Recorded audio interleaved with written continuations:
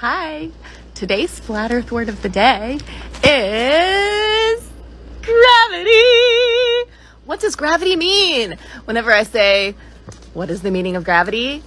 Somebody gives me this huge long explanation of how it's a secret force pulling us to the center of the earth and all this bullshit. No. It simply means you're just heavy. You're just heavy. That's it. You think you're in a globe spinning at 1,000 miles an hour. That globe is spinning around the sun at 60,000 plus miles an hour. That solar system is flying sideways through the galaxy at 500,000 miles an hour. And that galaxy is going through the rest of the universe at millions of miles an hour. And we feel nothing. In reality, you are actually in a giant planetarium / terrarium / soundstage / Hollywood backlot that is so big that you and everyone you know and everyone you've ever known never figured it out. You know what I find funny now from the people who believe in the heliocentric model, the spinning ball of water model, is how now they're making claims that if you question this model, this heliocentric model, that you must be incentivized to do this, to make this claim that, hey, we don't really believe that we live on a spinning ball of water that's expanding with the universe at 2.1 million miles per hour. You know, if we question their model, we're being incentivized by someone, by some group. My question is, who makes a profit from questioning the globe model? Because from what I know, it's the establishment who's pushing this theory. It's NASA, it's our government who's pushing this theory. And so if anybody's being incentivized, it's the people who push the heliocentric model. It's the universities who are pushing this this heliocentric model. It's not some person like me or any other person that's just making simple observations who are being incentivized. It's the people who actually work for the science academia field who are making money. These are the people who spend all day, every day online trying to convince you that you live on this magical spinning ball of water that's traveling at speeds that would disintegrate anything. It's those people who are being incentivized to push a model because this whole system revolves around this belief. So think about that. Do you guys actually believe that I'm dumb enough to think the Earth isn't a globe? That I think we're on a flat plane with a local sun and moon? And that the moon isn't even a rock, but it's cosmic plasma? Don't be silly, guys. There's bubbles in space. And we all know our government has an excellent track record of being totally honest to the public. And of course, we all know that the Earth has to be one thing. It can't simultaneously be flat, convex, and curved. But in a lot of these spacewalk videos, the Earth appears to be flat, convex, and curved all at the same time. Now, what method could be used to fake a curving horizon? A wide-angle fisheye lens could do that, but I know for a fact my government wouldn't do that because they're honest, great people that don't just steal all of our tax dollars. I mean, this looks totally real and believable. And the Red Bull space jump, even though it just showed a convex Earth, I know they're not using any editing techniques because our government loves us and they want our best interest to be kept in mind. And here it comes back around. It's circling. That's another day. You can see the days pass and the sun is local. It is simply just circling above. It's not 93 million miles away. It's not in outer space. In fact, none of the stars or planets or any of this stuff is in outer space. It's all in a closed environment. It's all part of the firmament. The stars and the planets, whatever, are simply lights, the luminaries. But yeah, here it is. Look, nice clear day, sun coming down. and it's going to get smaller and smaller as it sets. See? And here's what you're actually witnessing. I'm going to show you. This is from the FE Clock app. This is Alaska. And look, the sun is just simply moving around in a circle, and it never really gets dark in Alaska in this model. The flat Earth model is what's up. It matches the Bible, and it matches our observation and our feeling. You guys aren't spinning through the galaxy. Imagine finding out that everything you believed in was based on a lie, and the truth was always in a Bible you've never opened. Welcome to Fredo's Common Sense. Well, it's just getting better. It's just getting better. So today it was announced, well, Channel 9 did it. I'll send you a couple of photos that you can have a look at. The International Space Station is being dismantled. It's not even being dismantled. It's being, SpaceX they're going to be paid $1.2 billion to go up there and attach to it and then pull it down into Earth's atmosphere, and then all the pieces will fly over all the humans with all the other aluminium and minerals, materials that are going through. Wow. And this is what it says in some of the lines. It's at its end of its operational life. What fucking operation? What did it do? It grabbed some air. It had people travelling at 8 kilometres per second, hammering shit outside. Like, what did you do? What was your operational life? Like, honestly, let's be real. Someone's out there hammering shit. You were forever fixing stuff with your solar panels out there. Solar panels. 400 kilometres above the Earth, and you fucking solar panels out there, like, hammering shit. Like your operational life. $1.2 billion Elon Musk is paid to go up there and drag it down.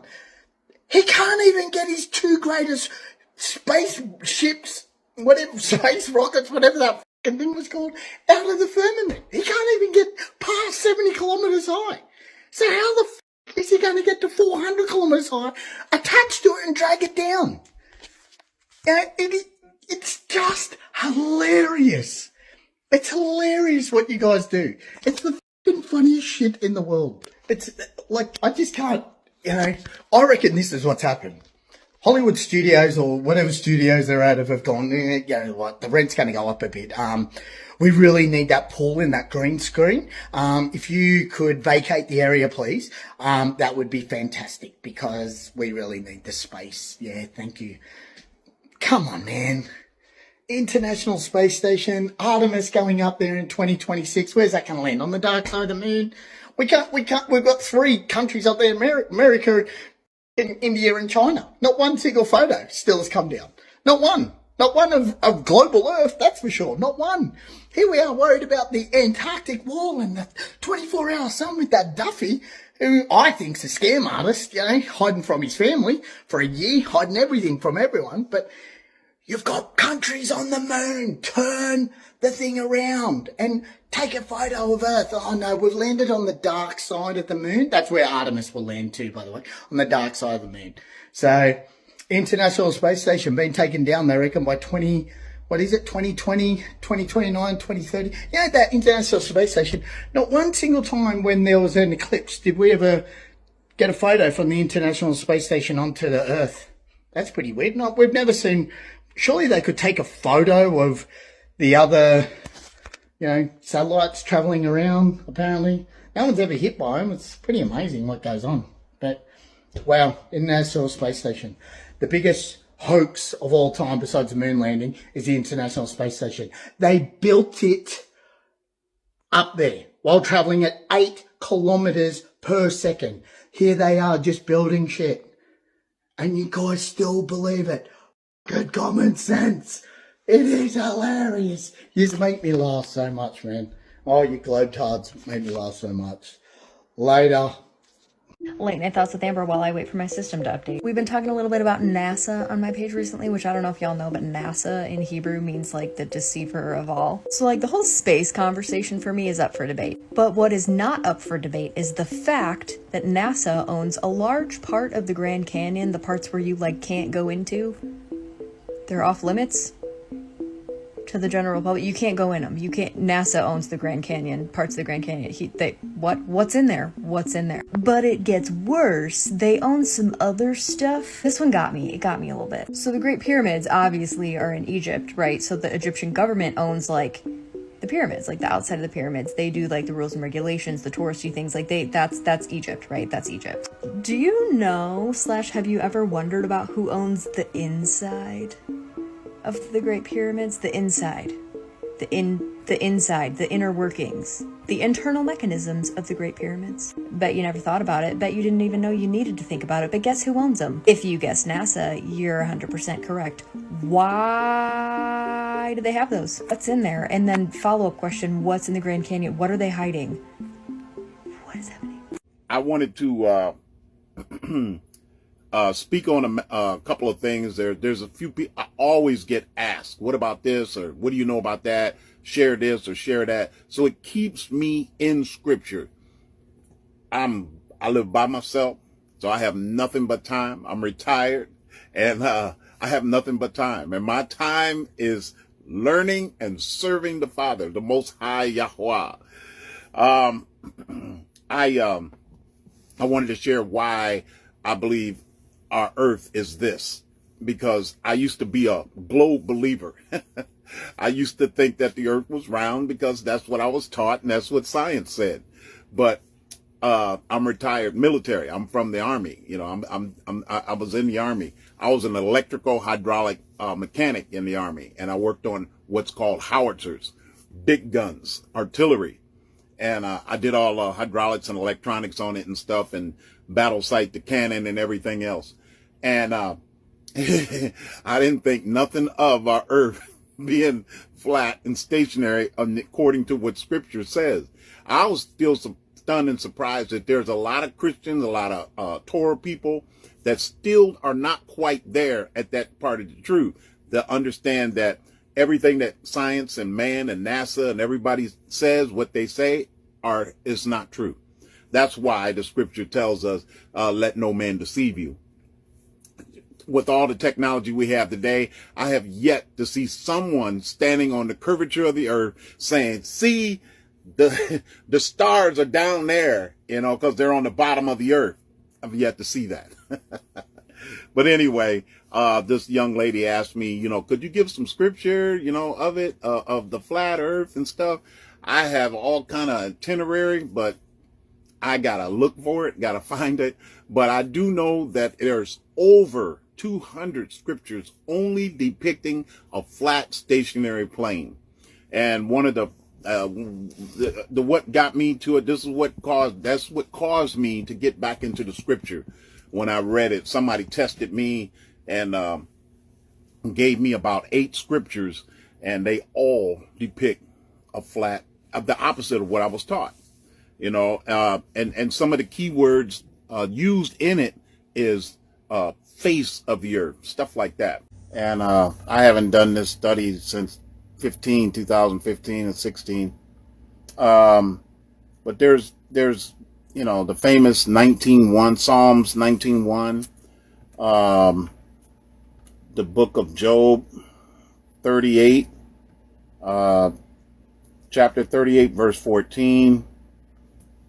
And that's kind of significant.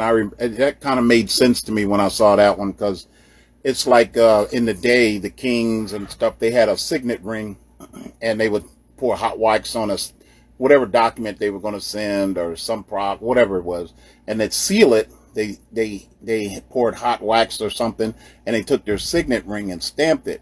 Well, it came out like similar to this without the dome.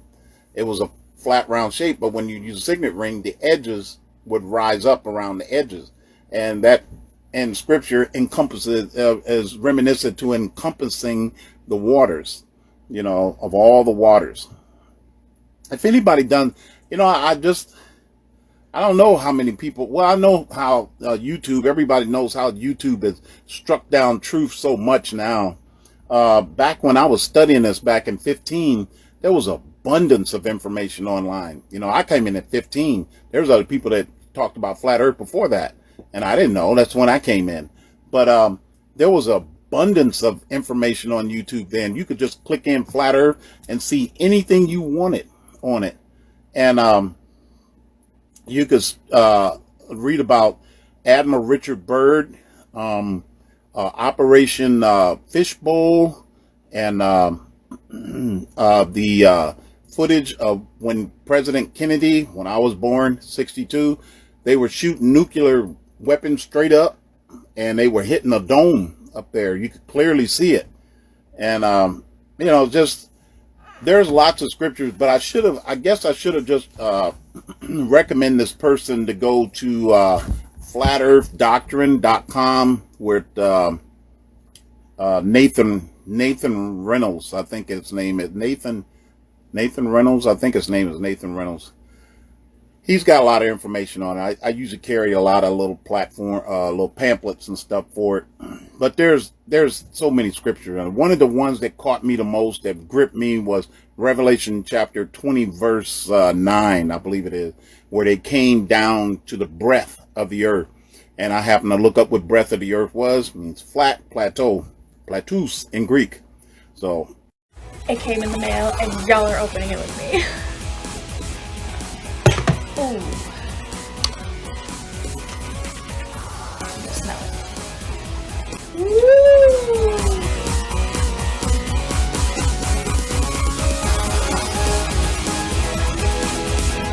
Here we go. The flat Earth map dates back over 1,000 years. This map is credited to being created by a Persian astronomer. His name was Al-Biruni, and he lived between 973 AD to 1048 AD. It's the official map of the United Nations and also the United States Geological Survey. It used to be present in many places before the creation of NASA and the Antarctic Treaty in 1959. Here you see it with Admiral Byrd. This map has been restored by Dmitry from Russia with suggestions of mine, Eddie Alenkar. Known by my YouTube channel Flat Earth Banjo, I asked Dmitry to include the Bermuda Triangle and Point Nemo, a place deep in the Pacific where NASA buries rockets. Then Robert Tozzi, a professional mapmaker, came along and enhanced the map even more. There are many people now selling this map online, but if you could order it from my online store, I would greatly appreciate it. Visit my online store now and order one of the items. I humbly thank you.